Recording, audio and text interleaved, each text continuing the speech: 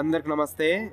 ప్రయాగ్రాజ్లో జరుగుతున్నటువంటి మహాకుంభమేళాలో మన తెలంగాణ నుంచి మన నిజామాబాద్ జిల్లాలోని నందిపేట పల్గుట్ట స్వామి వారైతే ఇడ్లీ సాంబార్ అయితే పెట్టడం జరుగుతుంది. మహాకుంభమేళాలో ఏ సెక్టర్లో ఉందో ఒక్కసారి మనం చూద్దాం. మనకైతే మహాకుంభమేళాలో మన తెలంగాణ నుంచి అయితే నందిపేట స్వామి మన పల్గుట్ట స్వామి వారైతే ఇక్కడైతే ఇడ్లీ సాంబార్ అయితే ఏర్పాటు చేయడం జరిగింది. ఒకసారి చూపిస్తా లొకేషన్ కూడా.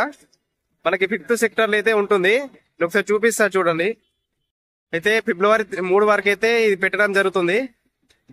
మనకైతే 5th సెక్టర్ నుంచి మనకు వంతెన ఉంటుంది, అదైతే దాటాలి మనం.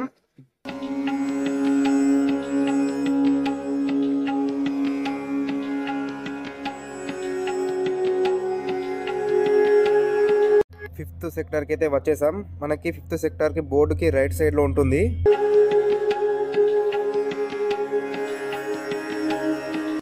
మనకి ఎంట్రీ ఈ విధంగా అయితే ఉంటుంది.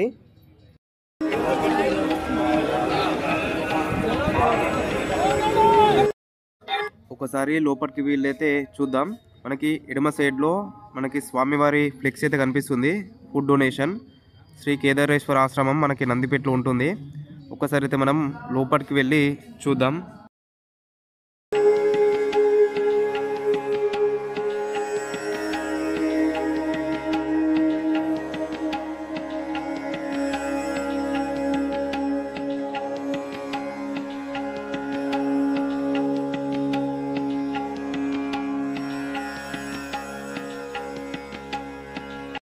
ఇడ్లీ అయితే రెడీ చేస్తున్నారు.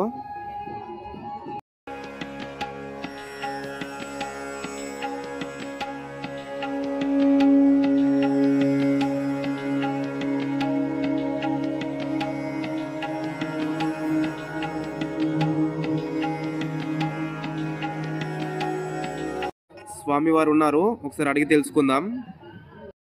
తెలంగాణ నుంచి అయితే మన స్వామి అయితే వచ్చారు, ఒకసారి తెలుసుకుందాం. స్వామి నమస్కారం. అంటే ఎప్పుడు వచ్చారు స్వామి ఇక్కడికి? మేము 10 తారీఖు నాడు బయలుదేరినాం మొన్న. ఇంకా ఇవాళకి సుమారు 10 రోజులు 11 రోజులు అవుతుంది, 12 రోజులు సుమారుగా భగవంతుడి ఆశ్రమంతో 3 తారీఖు దాకా ఉందామని ఒక ఆలోచన.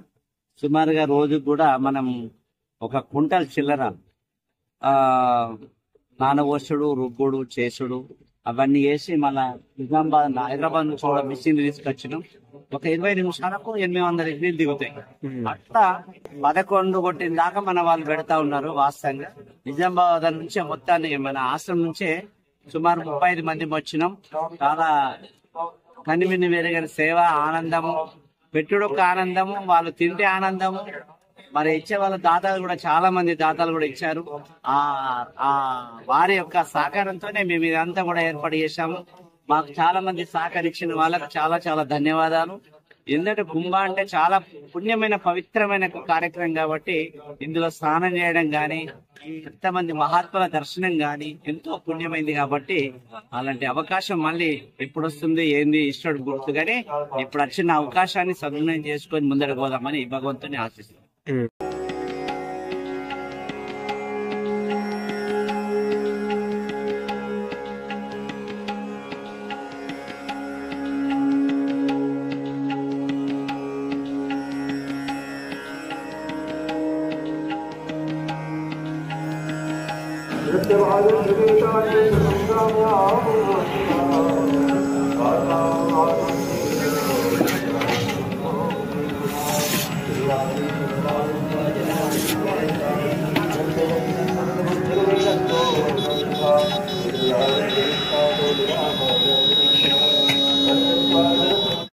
మహాకుంభమేళానికి ఎవరైతే మన తెలుగు వాళ్ళు వస్తారో తప్పకుండా వెళ్ళండి. మనకి కేవలము గంగా నదికి 100 మీటర్ల దూరంలో ఉంటుంది. ఎవరైనా మన తెలుగు వాళ్ళు వస్తే వాళ్ళకైతే చెప్పండి.